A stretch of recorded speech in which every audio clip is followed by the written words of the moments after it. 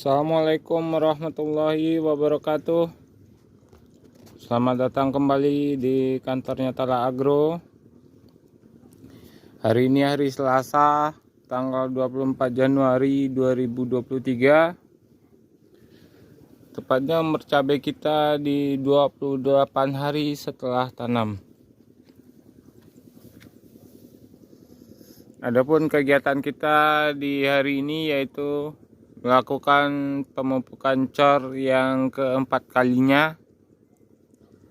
Jadi kita melakukan pemupukan itu interval 1 kali 7 hari. Berarti setiap Selasa kita melakukan pemupukan cor. Di pengecoran di awal itu kita menggunakan 2 pupuk, yakni pupuk NPK 16 dari Pak Tani dicampur dengan Yara Liva Nitrabor. Untuk takarannya pengecoran yang pertama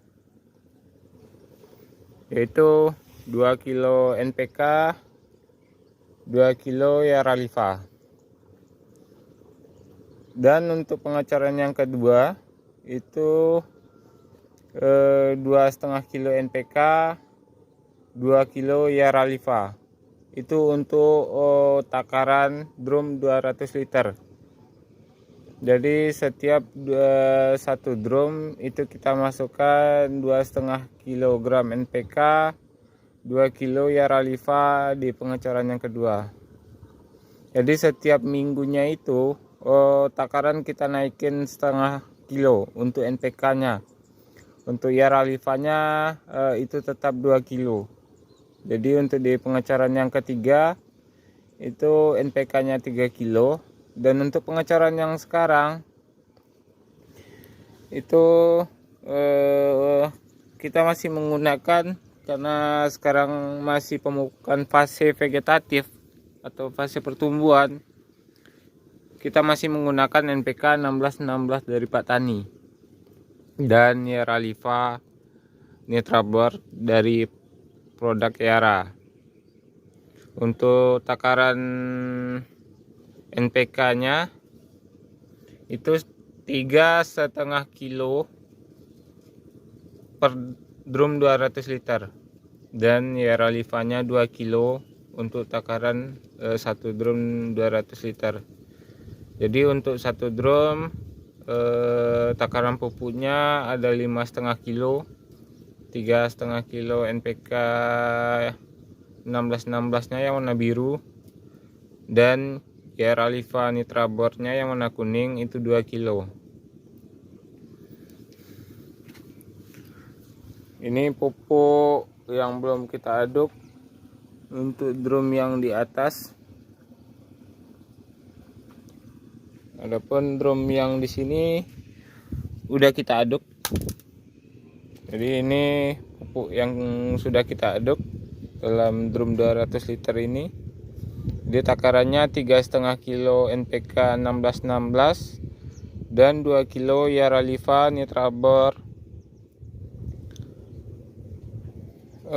Untuk merek kita tegaskan itu nggak harus NPK 16 dari Pak Tani atau Yara Liva dari Yara, karena ada produk lain yang seperti Yara Liva pun dari produk Merauke bisa digunakan karate plus boron.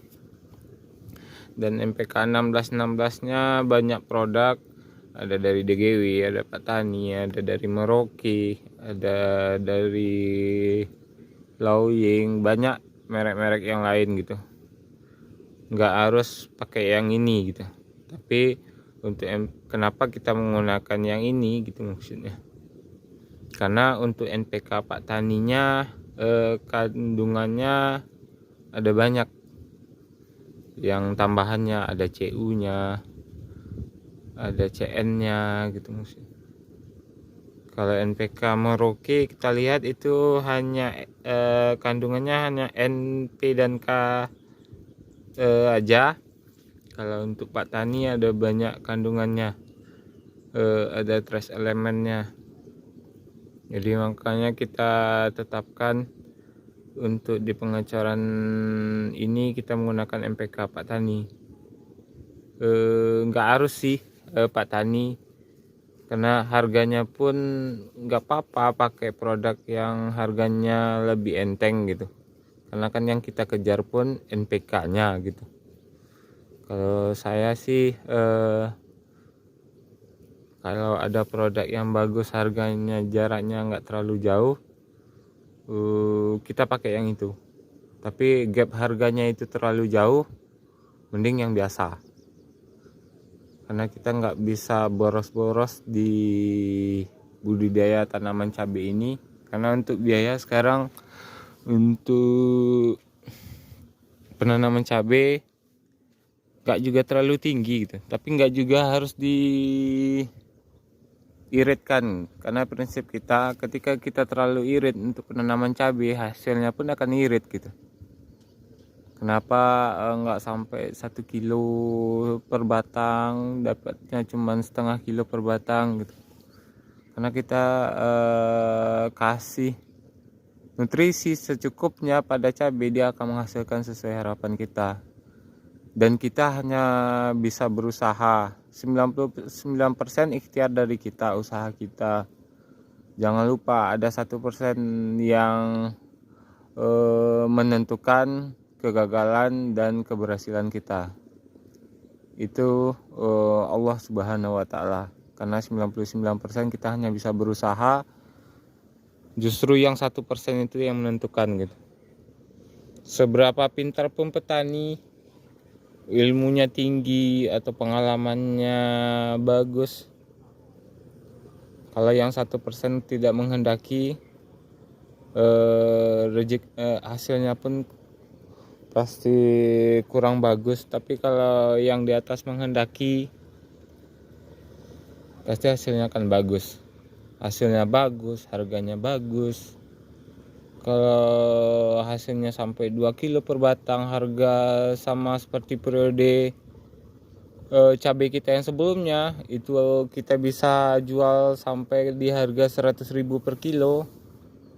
Mungkin seluruh petani cabai di Indonesia akan sehat, akan sukses. Kalau prinsip dari kita untuk bertanam cabai, jangan kejar harga, kejarlah produktivitas, karena produktivitas yang bagus dengan harga yang tidak bagus itu akan menghasilkan keuntungan yang lumayan. Oke sahabat Allah, sekian dulu video dari kita. Semoga ilmu yang kita berikan bisa dipahami dan bisa diambil manfaatnya dan menjadi amal jariah bagi kita. Kita selalu tegaskan kepada sahabat Allah, karena video ini kita bikin bukan bermaksud untuk ria, kita pintar atau gimana. Saya pun sampai saat sekarang masih belajar, sama seperti sahabat-sahabat Allah yang lain. Cuman saya hanya berbagi apa pengalaman saya, apa ilmu yang dikasih Allah pada saya, yang dititipkan. Itu saja yang saya berikan kepada sahabat Allah. Semua petani itu hebat, karena dengan bertani kita banyak belajar ilmu tanpa sahabat Allah sadari. Karena belajar dari alam itu lebih susah ketimbang belajar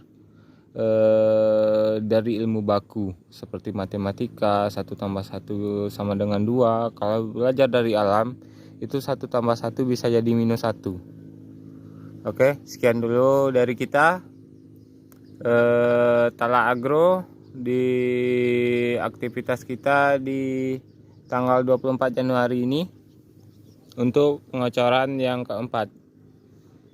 Oke sahabat Tala, assalamualaikum warahmatullahi wabarakatuh.